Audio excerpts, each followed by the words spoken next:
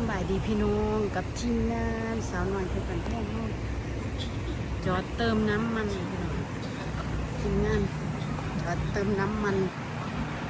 ที่ปั๊มปอดไปทอดพี่น้องจอดรอเติมน้ำมันชีวิตเนี่ย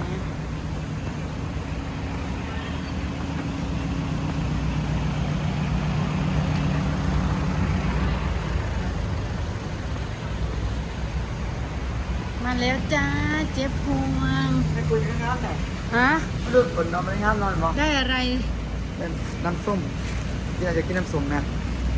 คืออยากกินน้ำส้ม น้ำส้มสายซูบ เลือกกระดาษเพื่อไปซื้อแป๊บนึงเ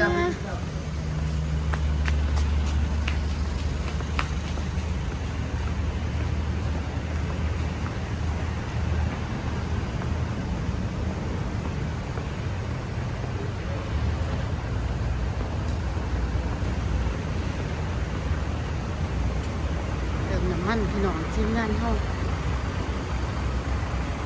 ปั๊มปตทมองได้นะพี่น้องเดี๋ยวเน็ตจริงเบิ่งก่อน